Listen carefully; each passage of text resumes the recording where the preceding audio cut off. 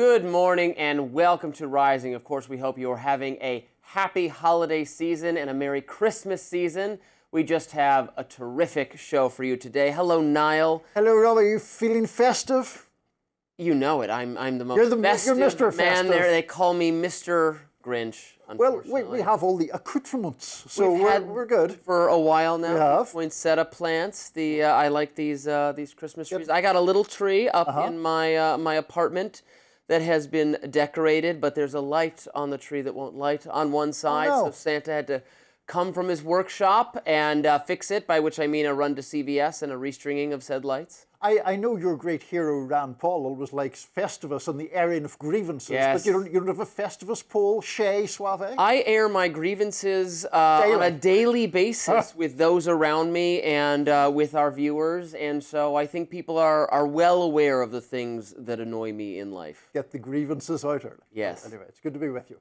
A new study from the marketing consultant Precision Strategies makes some interesting conclusions about what it refers to as the Manosphere Index. The study attempts to shed light on how Gen Z and millennial men in America feel about masculinity and the sources of information that can contribute to their feelings. The intro to the study reads, "The dominant narrative is simple. America's men, especially young men, are in crisis, drifting rightward, being radicalized online, but this one-note framing obscures more than it reveals. It flattens a complex reality into a single storyline, leaving campaigns, brands, and institutions without the tools to engage men authentically. The truth is, men today are navigating a convergence of pressures, economic instability, algorithmic media, and evolving identity framework that cut across race and generation and class."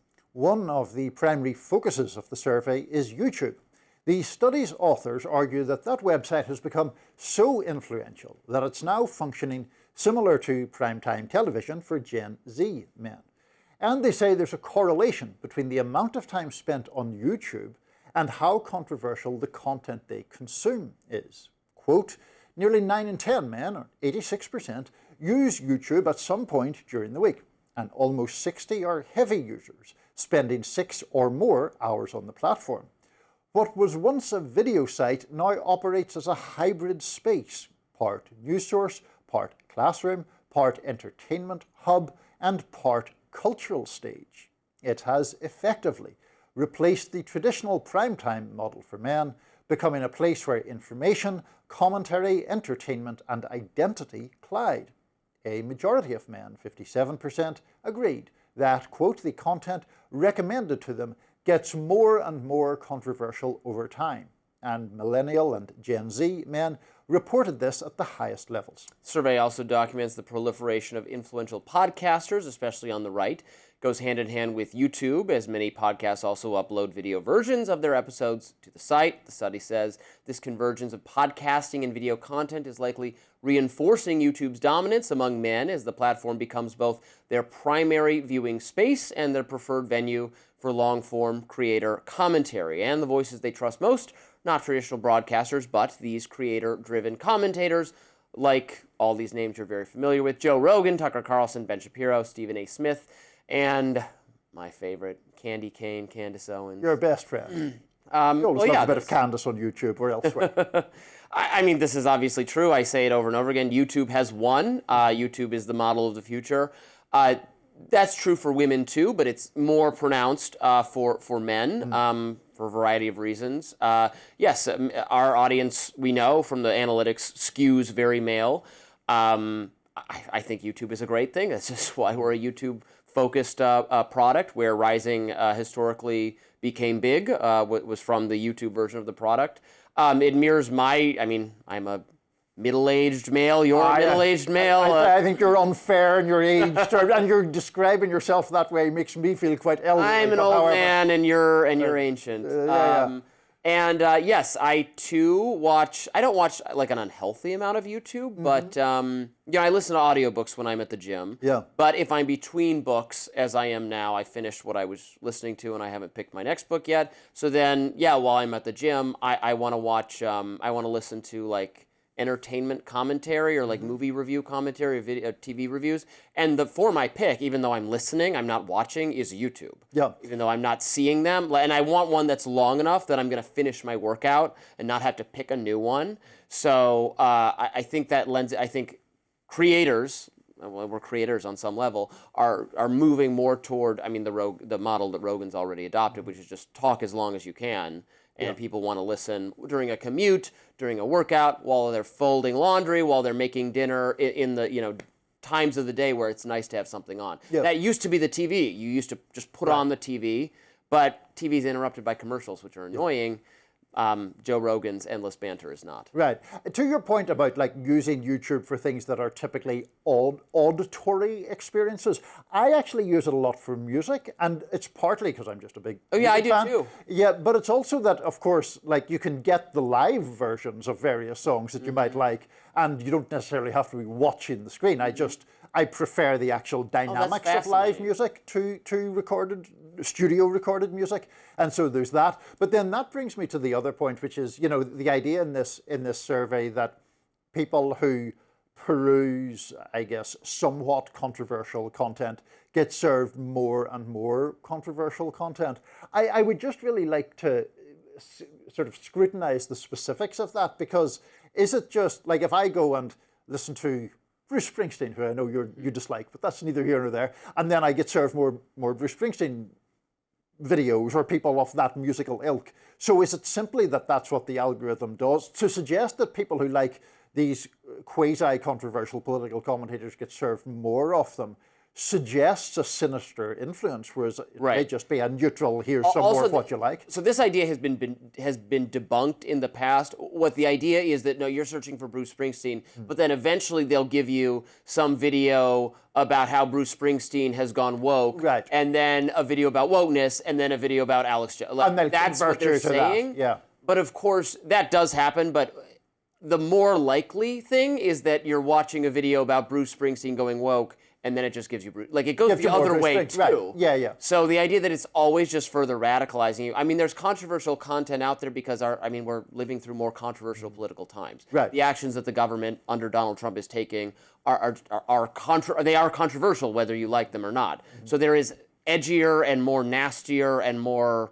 I mean, the political conversations do in some level match the times we're living through. Right? Well, that's certainly true, but there does seem to be an increase, particularly among young men, of sort of isolation, dissatisfaction, alienation, and I've aged out of that generation a long time ago. I'm not sure what that is primarily caused by, but obviously a lot of life has moved at least into online spaces, and from my 51-year-old perspective, I do wonder if the lack of in-person interaction is part of that.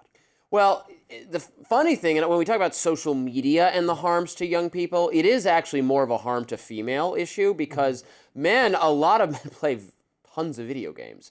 And video games, while maybe not a sufficient replacement for in-person interaction or sports or doing something physical, video games do have both a literary component if you're playing narrative games and a social component if you're playing these collaborative games that so many people are. And it is healthier in some, like learning, like not learning, but we're not going to be very young kids, but problem solving in a group, which is a social and useful skill. Yeah, are you a big gaming guy, by the way?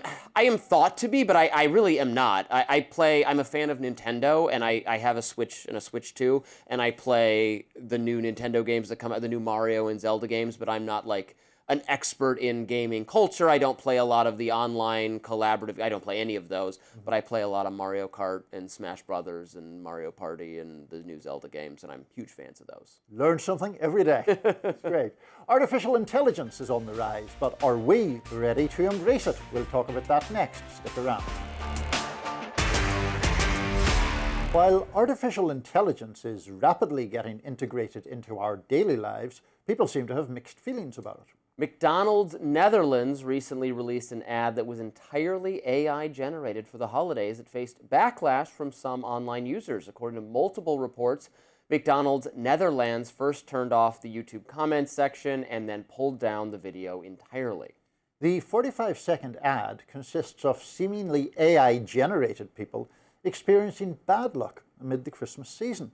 The song that plays over the ad is a cheeky rendition of It's the Most Wonderful Time of the Year, with the lyrics being changed to It's the Most Terrible Time of the Year. McDonald's Netherlands told Fox Business that this moment serves as an important learning experience, that's what they all say, as they explore the effective use of AI. Conservative commentator Matt Walsh felt very strongly about the ad. He wrote on X, quote, "It sucks. It's awful. There's no artistry, no wit, no charm, no warmth, no humanity. You can tell it's AI from a million miles away. I hate it. You should hate it. We should relentlessly mock and deride and bully anyone or any company that uses AI like this." Goodness, he's very strong feelings about the matter. On a related note, actor Leonardo DiCaprio recently weighed in on the use of AI in visual art. In an interview with Time magazine, DiCaprio said, quote, "I think anything that is going to be authentically thought of as art has to come from the human being. Otherwise, haven't you heard these songs that are mashups that are just absolutely brilliant and you go, oh my God, this is Michael Jackson doing The Weekend. Or this is funk from a Tribe Called Quest song, Bonita Applebum, done in, a sort of Al Green soul song voice, and it's brilliant. And you go, cool, but then it gets its 15 minutes of fame, and it just dissipates into the ether of other internet junk. There's no anchoring to it. There's no humanity to it, as brilliant as it is. And Aline van der Velden, creator of the viral AI actress Tilly Norwood, says how she thinks Tilly will fit in the world of film. Velden added, "I think it's very important for the creative industry to take this tech and control it. I'm part of the creative industry, so I want us to be in control of the guidelines and the ethics around this and it not be imposed by the tech industry." Yeah, I mean, a lot of this should really just be governed by how consumers react to the product. If people were having a negative reaction to a McDonald's AI-generated ad, well, that's their right to feel that there's something hollow. And many of these AI videos are easily recognized as such because there is a hollowness to it, particularly when the images start moving, and it's fine to reject that. We might get to the place where it's so advanced that you can't tell the difference, and then sorry, we're all doomed. It's be. Once that happens, I don't think we're all doomed. We'll just we'll use the AI, the technology, to apply ourselves more creatively in other ways. I mean, you have in movies, in large fantasy battles, you have CGI generated soldiers, troops in the background. They're fake. Using AI to do that instead of whatever technology we used before is a difference of degrees. Really, it's not. I don't think AI is anytime in the near future going to replace, like the Leonardo DiCaprio role. And he owns his likeness, so if you tried to exactly rip him off, then you should sue for that. That is stealing. You can't represent it as Leo, but have it not be that. So that's, I don't have any problem fighting back against that aspect of it. In relation to the McDonald's ad, I wonder how much of the backlash was because of it being AI and how much was simply because it had this rather grim or dystopian message that people didn't feel was very festive. I mean, it is always interesting when corporations of one kind or another try to stand out by doing something a bit different. And sometimes it really works because it's fresh or it creates some kind of controversy. Other times the controversy seems entirely negative and people, lash out against it, as happened in this case. DiCaprio's point, I have more sympathy with the idea of that there's something about AI-generated art that does have that coldness that you're talking about, where it is our simple awareness of the fact that it is a tech-generated song or image, or does that just make us recoil from it in and of itself because it disrupts the idea that not to sound corny about it, but that someone has poured their soul into this at some level? Right. I mean, it goes into what is the nature of art. I mean, a lot, like, now we recognize comic books as an art form, but that wasn't always the case. We recognize video games as an art form. As I'm saying, we were just talking about it. They're very, very literary. They're often quality literature. They've gotten to look really good. AI could get to that point too. I mean, I see AI videos that I know they're AI that I appreciate for Star Wars. Star Wars is something that people argue about a lot because people have opinions all over the place. A lot of people didn't like the prequel movies when they came out. Now those have had like a renaissance and everybody loves them. They came out when I was a kid, so I've always loved them. The new movies are hated. I bet one day people will like them actually. And there's no consensus, but there's all these like little gaps in the Star Wars lore, and I've seen AI-generated videos like, what if these two characters actually had that, the conversation where Dooku gets killed by Anakin, well, what was he talking about with Palpatine right before? And it's not totally without merit. It's obviously not as good, but those actors are never going to film that scene. They're never going to make that happen anymore. The one guy's dead. Yep. It's not without, it makes me chuckle, it makes me think. Yep. It's not that different than like a mashup or like a fake trailer for a movie, or when they take moments in entertainment products and they set it to different music and it has some different feeling. That's kind of cool. You can draw some interest from that. I do take that point that it can be used in those kind of contexts for pure amusement value in a way, or entertainment value. It's high art. Exactly, yeah. That you can play out various scenarios, and it doesn't have to be from movies, of course. It could just be like random life scenarios, whatever. But the thing that I think worries people more about AI is firstly, the capacity for it to be misused, so people are represented doing things that they have never done of whatever type. Then they should sue.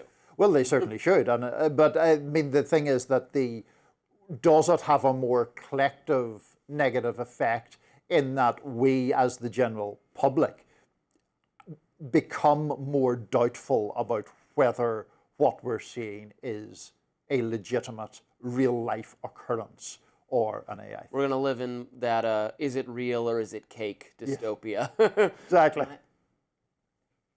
It's Niall, don't worry, it's Niall. We don't want any AI versions. It did come up on Facebook and I was horrified, my AI avatar. Anyway. Next up on Rising, a new survey reveals some alarming information on the younger generation's views of the news media. We'll be right back. Biased, boring, bad. These are some of the negative B words that 84% of teens use to describe today's media in a new survey by the News Literacy Project. The survey documented teens aged 13 to 18's negative attitude about the news. Other words the group used to describe the media were crazy, boring, fake, depressing, or scary. Around half of teens also believe that journalists pay sources or do favors for them, either always, almost always, or often. The teens also think that reporters make up things like quotes and give special treatment to advertisers. Roughly 60% of teens say that journos take videos or photos out of context. And strangely, only around 1/3 of the surveyed teens believe journalists follow basic tenets of the craft, like confirming facts before reporting them or correcting errors. This sobering survey rings alarm bells about the younger generation whose minds are very much still forming. Kat Murphy, an aspiring journalist and college student, told the AP there's very little movement in the direction of going to where people are, as opposed to expecting them to come to where you are. The only way to turn it around is going to be to switch to doing things that captivate people today, as opposed to captivating people 20 years ago. Harsh. Very harsh stuff. They obviously haven't been watching Rising. No, probably that's clearly we check our facts. We are unbiased. We give it to you from both directions, as it were. That came out totally wrong. I'm so sorry. Well, good for that. Anyway. Anyway. Yes. So, young people's views of media. Which we care about so much. We do. We're the passionate. 13 to 18-year-olds. That's our demographic. Yeah, that's we're desperate for their approval. Yes. I mean, look, the fact that people of that age find the media boring is not particularly surprising to me. I think if you're in the middle of adolescence, you're probably not tuning into much news media in the traditional sense, at least. Very much at all. Now, are they trusting kind of TikTok news people? That would be one of my curiosities about this. Well, is it about the package, the medium, or the message? I doubt that 13 to 18-year-olds are less informed today about politics and news and world events and things going on today, current events.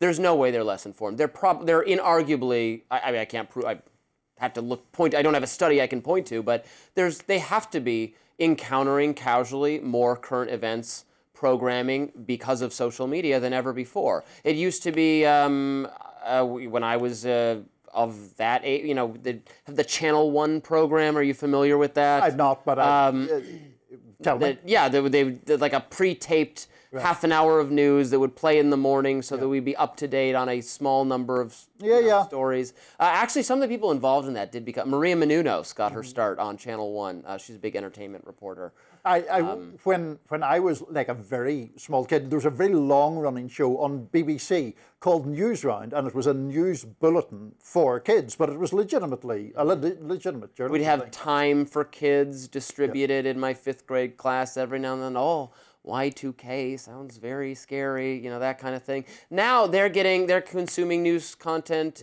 inadvertently all the time on Reels, on social media. That's a good thing. It is. And that is news. And that's well, it is if it's actually news, as opposed to just somebody pontificating about what their opinion is about the news. Not that we're necessarily against opinion journalism here, of course, but it's just that, yes, there has obviously been a breakdown of traditional news and the authority of traditional news, and that's never coming back, and we've spoken about that before.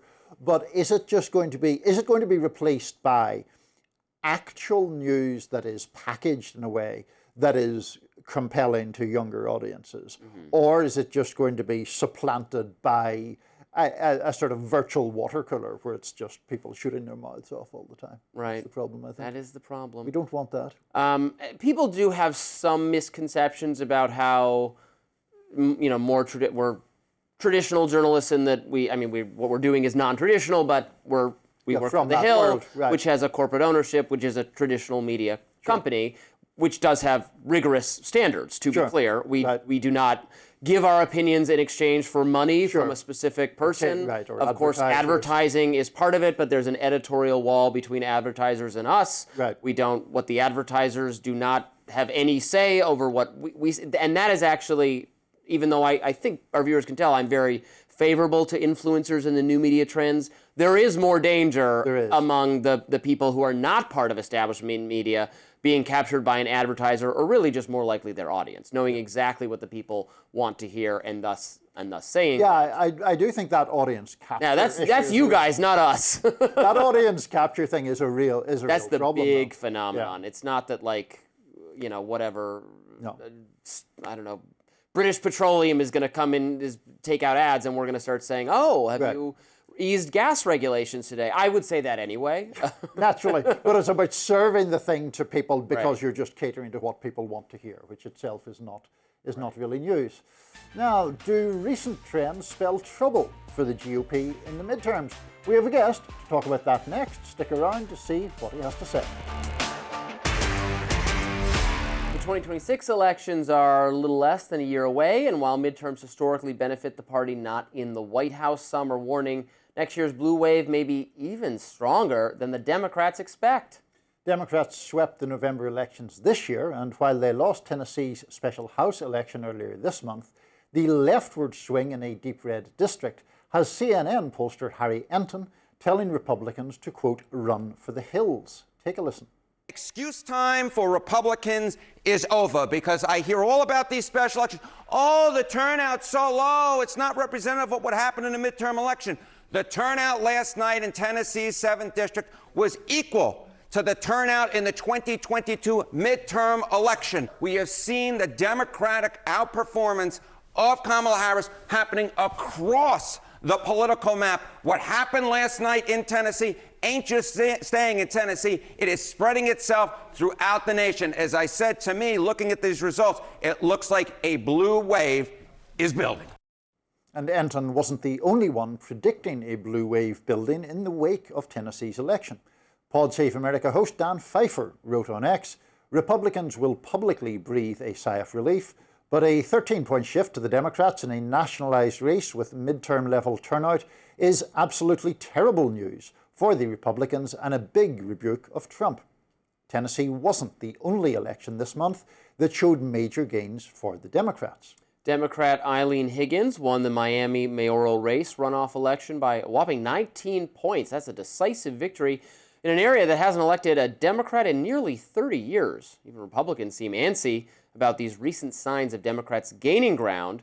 One Republican lawmaker who spoke to Politico anonymously after the Tennessee election said, quote, "Tonight's a sign that 2026 is going to be an expletive of an election cycle. Republicans can survive if we play team and the Trump administration officials play smart, but neither is certain." And GOP leadership aide echoes that, saying it was too close. So how do Republicans play smart in the face of what seems to be a growing blue wave? Well, to provide some insight, we've brought in political analyst Sam Mirejovsky. Thank you so much for being with us. We appreciate it. Gents, thanks to be good to be here with you guys.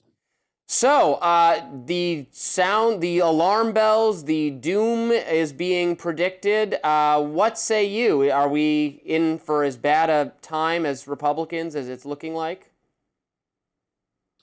Well, we still have 47 weeks to go, so that's a political eternity. Certainly, some of these recent developments, the Nashville race was probably closer than Republicans would have wanted. But one of the things that I find really disconcerting is that Republicans seem to be spending a lot of time fighting each other right now. Instead of getting an agenda passed. And I'll give you an example of this, and that's the Obamacare healthcare mess that we're in the midst of. If Republicans were to find a solution to healthcare prices, if they were to get an alternative across the finish line that undoes Obamacare, brings to market policies and brings down rates and coverage, pricing for American families, that'd be a huge step forward. But somehow they're not doing it. They're just fighting and grandstanding and defecting at a fast clip. So I think that's the part of it here that we have to see how it plays out. As we get closer to the primaries before the midterms. And of course, Sam, the healthcare issue is part of this broader topic of affordability that we have heard so much about. Now, President Trump at times has described that term as a Democratic hoax, but I don't think there's any real doubt that, a lot of Americans are feeling the pressure of prices that have gone up in the past few years. How big a problem do you think that is as Republicans look into midterms, which are traditionally difficult for the party that holds the White House? I think you're 100% right. I think this is a huge issue, and it's an opportunity for Republicans, right? So you have Obamacare that was passed essentially with only Democrat support. It has become a mess. It's clearly not delivering by any measure what it was intended to bring to the marketplace. And if Republicans came up with an alternative here and actually turned things around and made healthcare more affordable, well, that would be a winning issue to run on, and they've got plenty of time to do it. But they need to act, and simply extending subsidies at this point isn't going to be it, because that's going to disappoint Republican voters. Republican voters don't want to see more money put out for Obamacare. They want to see a fix to this. So that's one thing I'm watching. A lot of Republicans I know are watching for this. And it would be nice to see Mike Johnson get together with Trump and the administration and make a plan. Yeah, you mentioned infighting. It certainly feels like there's a lot of that right now on a couple different fronts. One front is, we're a web-based show, so I pay a lot of attention to what conservative media figures are saying, and there's just, a tremendous divide over foreign policy. A lot of acrimony about Turning Point USA right now and Tucker and all these personalities. And then also some real clashes, for instance, just in Congress between Mike Johnson's leadership and members of the House. We hear a lot of dissatisfaction from Nancy Mace, from Marjorie Taylor Greene, opted to retire rather than continue fighting with the leadership. So it seems like the vibes are wrong on several levels for Republicans to generate enthusiasm to go out and elect. By the way, not Trump, even, his name's not going to be on the ballot, which is itself a huge problem now for Republicans because they rely on a high salience kind of election where Trump's name is there. They're relying on voters who go vote for Trump, but maybe not down ballot care about what else the GOP has to offer. Well, you nailed it right there with Trump not being on the ballot. Now, Trump isn't just a name, right? Trump is a unifying force, has been a unifying force in the party since he, sort of blew the party, to smithereens back in 2015, 2016, and has now become its undisputed leader. Trump is is box office gold when it comes to Republicans, but he's not on the ballot. I don't know to what extent he's going to campaign for Republicans. I mean, there's a whole conversation about the individual, the quality of candidates on both sides, right? That's a factor. But there's an opportunity here to nationalize the election. And for Democrats, it's very easy. They're just opposed to Trump. So they've conditioned, a certain number of people in the country to say, look, vote for us and we're going to stop Trump. And that's a selling proposition. So what's the selling proposition for a Republican that loves Trump, but looks at Mike Johnson and what the congressional Republicans are doing and is just not impressed? Those people are not going to come out and vote for Republicans. Republicans are not going to come out for Republicans. And you played, Harry Enton right before I came on about talking about, the number of Republicans that are voting and showing up. It's not good. So something has to be done for the congressional brand, because you can win nationally off big ideas, and that's been demonstrated to us. Newt Gingrich and others have done it. Sam, we have less than a minute left, but just quickly on that point about what the selling proposition is and Trump's absence from the ballot, do you think there's any case to be made to Republican voters to come out and vote for Republican congressional candidates to preserve majorities which would then prevent or stop investigations of either President Trump or people close to him if Democrats were to win the congressional majority? 100%.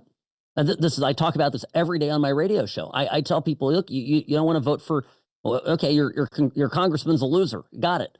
But without, him or her there and a Republican in their place, you're going to end up with a monumental amount of investigations and stalling of Trump's agenda. And that's the agenda that you voted for, that you want to see happen. So a lot is riding on this. You're absolutely right. Sam Mirejovsky, thank you so much for joining us. We really appreciate it. Thanks, guys. Take care. Up next, why are we seeing so many faith-based films recently? We'll talk about that. Stay with us. It's looking like films that have taken stories from the Old or New Testament are becoming a big box office success.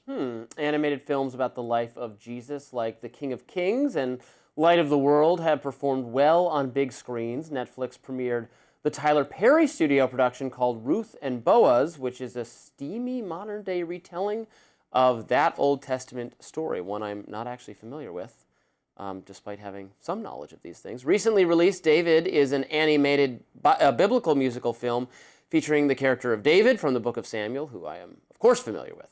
And actor Kevin Costner hosted an ABC special exploring the extraordinary journey of Mary and Joseph. Then there is Zero AD, a thriller about Mary fleeing Bethlehem with an infant Jesus. That will come out next year. The New York Times writes the history of Bible films is surprisingly complex, even controversial, and it often reveals something about the culture in which the movie was made. So, why are there so many Bible-based films being made now? Is there a general tilt toward the religious and conservative audience, or is it making sense from the profitability point of view? Well, I mean, those two interpretations are not mutually exclusive for a start, right? I mean, if more people are feeling more vocal about their faith, that would provide you with an audience and a potentially lucrative opportunity for making these kinds of movies. I'm also trying to get through this without using the word film too much, because our commenters always mock me for my pronunciation of that word. I did notice it this time. Yes, there we go. Well, Amber Duke also mocks me for it. But anyway. Usually when I hear, faith-based film, I think that imputes like an agenda or something, or like an evangelical or trying to convert you. But the Bible is in addition to being a religious document, is a history that covers a fascinating period of history, has compelling stories and narratives and characters that can make for gory and Game of Thrones style intrigue. Some of those trailers look pretty good to me. The David one looked that looked. I liked the way it looked. It was Yeah. I liked the animation style. Things have been made about the Bible that are good works of art. I was a big fan of my mom loved it, and she showed it to me as a kid. I don't know if you've ever seen, and I'm not the biggest musicals fan. I do not love musical theater. I'm not a musicals guy, but Joseph and the Technicolor Dreamcoat is a great production. It's really fun, and it has a message and it says something about religion, but it's well done. It's good. Actually, the Joseph story overall is one of my favorite biblical stories and has, in my view, literary merit. There was a miniseries or a TV movie on that story with can't think of his name that I saw probably as a teenager that was really good. Ben Kingsley was in it, and it was great. Yeah, look, I mean, without sounding too sacrilegious here, the Bible is a very dramatic story in many, many ways. Now, one thing I would be interested in is whether the number or the share of the audience that is comprised of secular people for these kind of things, is it very, very small, or does that more depend upon if something is very well produced and flamboyantly produced and becomes, entertainment, do you draw more secular people in? There are certainly movie studios that are now, and production studios that are focused on a religious audience. A good friend of mine, Adrienne Bankert, is kind of expert on this stuff. She does a YouTube series called Sacred Disruption, and she has interviewed a number of people who are in that kind of space. And it's, I mean, I don't want to speak for Adrienne or the producers, obviously, but it's just this idea that there is an, I guess, underserved or unserved market there for movies of that type, and that if you are particularly a person of faith who has the skills to produce those movies, then it's both an opportunity to get your message out and to and there's potentially lucrative as well. There are also, there's Christian imagery or allegory in non-Bible. It doesn't have to be strictly about the Bible. They're making. There's going to be, I think, a trilogy of Narnia films coming out. Now starting with The Magician's Nephew, which was a later book, but canonically takes place first. Those books are very, C.S. Lewis was very Christian and are very influenced by Christianity and evince Christian themes. Aslan the Lion is a Christ allegory in The Lion, the Witch, and the Wardrobe, dies and is brought back to life. The later books are very, like, the Book of Revelations takes place in Narnia, essentially. So I'll be interested to see, because Greta Gerwig is doing this. So it's kind of it's not being done with, I think, as much of a faith-based agenda. And I'm not saying agenda pejoratively at all. Yeah. Whereas because there was a Narnia series of movies probably 10 or 15 years ago that was made by a media company that was a bit more, I think, open about wanting to do some sort of evangelism on behalf of it. The movies were, I think, they were, the first one at least was very good. The Narnia, the Lion and Witch and the Wardrobe one that they did, they had Tilda Swinton as the witch. She was great. They had Liam Neeson as the voice of Aslan. The people who played the kids were all terrific. It was really a well done film. I will be interested to see if this one, which is not, Greta Gerwig is probably less motivated by fidelity to Christianity, and see if that changes it. Because there's already talks about, it's being made woke. Because I think, like, Meryl Streep is voicing Aslan, which Aslan is a male lion, and I don't know. It's too woke. It's too woke for the audience. It might be off-putting. One of the things I'm interested in, just thinking through it as we talk about this, is whether, what extent this occurs in other non-Christian cultures. For example, it is my understanding, and there's certainly someone in the control room who can correct me if I'm wrong, I think quite a few Bollywood movies are Hindu-based, I mean, as well as having other, as well as having predominantly Hindu actors, but that sort of thing. Yes, I've been told yes by a person who is Prerna, who has expertise in these areas. So that sort of thing is obviously part of it, whereas in Western culture, obviously that, you know, Hollywood is derided often by conservative people for being liberal and woke, and I think many Christians would think anti-Christian as well. Yeah, that is interesting. I have no idea. I've watched no Bollywood. The only movie I've ever watched that is even close to Bollywood is Slumdog Millionaire, because and the only way in which it is Bollywood is that it has a Bollywood-style dance number, like, for the ending credits. I loved that movie, by the way. I thought it was great. Absolutely. So we should spread the spectrum of religious movies across the world and see where we go from there. Yes. Next up, is Ozempic changing the game this holiday season? We will look at that next. Between Christmas cookies, latkes for Hanukkah, and champagne on New Year's Eve, these are just some of the goodies that Americans are enjoying this holiday season. Every year, between the months of November and December, Americans across the country gather around tables with family and friends to celebrate holidays through something that connects them all: food. Food has been a defining aspect of family culture in the United States for hundreds of years and for thousands of years around the globe, but could the craze around GLP-1 weight loss medications be changing the way Americans celebrate the holidays this year? In an age where nearly 12% of Americans have taken GLP-1s like Ozempic or Wegovy, the dynamics of holiday gatherings are shifting. According to obesity medicine physician Fatima Cody Stanford, she tells Harper's Bazaar, traditionally, these occasionally have centered around large shared meals.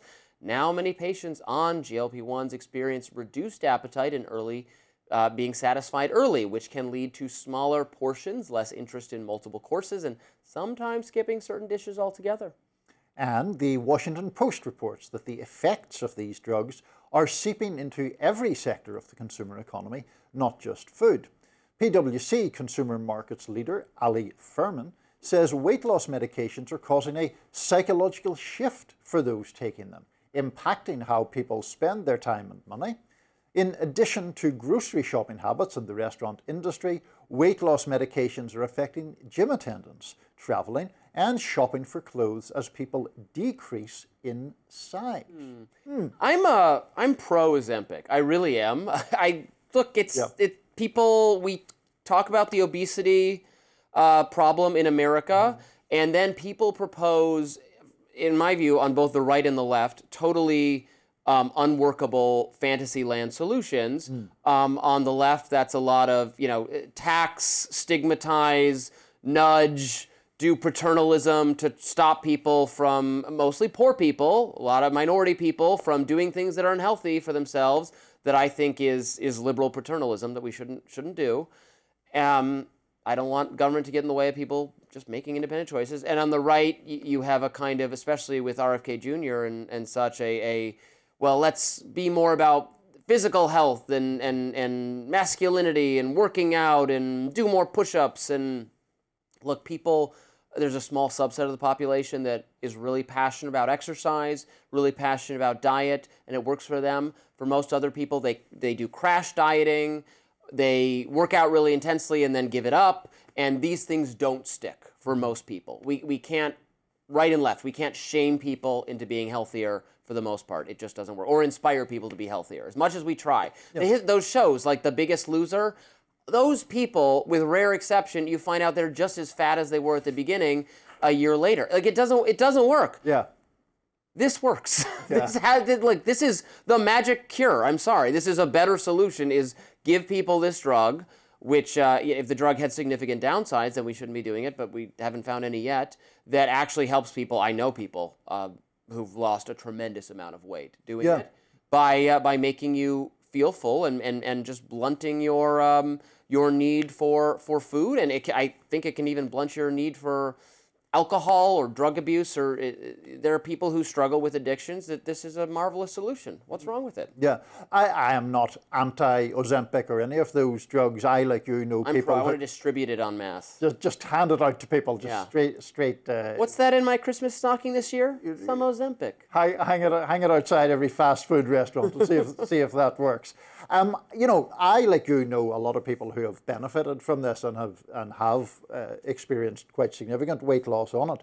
So it's hard to oppose, quite honestly. I do get the idea that the holidays tend to be a time for enjoyable gluttony of a kind, and that's it's, I guess, a shame if people feel that everyone isn't participating in the enjoyment of food for food's sake. I mean, food can be a great pleasure, and and meals can be a very socially cohesive kind of occasion, and all of that. But against that, I mean, in terms of overall usage of these drugs, obviously the obesity issue costs the economy a large amount of money, but then it's also just not only about weight itself or the aesthetic elements of it. It's I think, incontrovertibly proven at this stage that obesity has links to all sorts of other health issues, be that stroke or cancer or just general wear and tear on the body. So if there are ways to handle that, so long as they don't have significant, downsides, as is a worry with any medication, that seems fine. My advice to people who are worried about overeating during the holidays is, set realistic expectations. This is a time of family and eating, and you're just, it's unavoidable. I know that the control I exercise over not eating too much is not buying too many snacks or just too much food in general. If it's in the apartment, I'm going to eat it. Yeah. I don't exercise good self-control. If there's a bowl of Cheetos in front of me, I'm going to want to eat the whole bag. Right. I exercise control by not buying Cheetos in the first place. Yeah, yeah. But we can have one snack in the household. I say we because it's no longer just me. Yes, you have to the other person can feelings. eat a lot more than I do without having any weight gain associated with it. But then just stick to whatever exercise regimen you have. With so many events we have at this time of the year, I say we as journalists and media people. I did a debate last night where there's the Hill's having a holiday party. We're all having holiday parties. That eats into my time to hit the gym, the 4 workouts I like to do a week. So I just know always in the month of December I'll be a little bit short of where I want to be, and then we hit it back in January. Yeah, you got to give yourself some leeway there. I tend to flip too much. Sometimes I restrict what I eat a lot, and at times I've lost weight kind of rapidly, and then I have also put weight on rapidly at times, because it's like a switch flicks in my head, and I remember how much I like, fried chicken or things that have lots of carbohydrates or whatever, and that's a bit of a problem. Some delicious fried chicken last night. We had after the debate. Yes. We did. That we did weeks ago. Weeks right? ago. I'm forgetting what day ago. it is. At some point in the recent past, You I had had delicious some great fried chicken. Excellent. Well, that does it for us on Rising. Merry Christmas and Happy Holidays once again. Look out for more exclusive YouTube content coming your way today, and be sure to like, share, and subscribe to the Hill's YouTube channel so you never miss any content. And for those of you who like to listen while on the go, we're now available anywhere you listen to podcasts. See you later.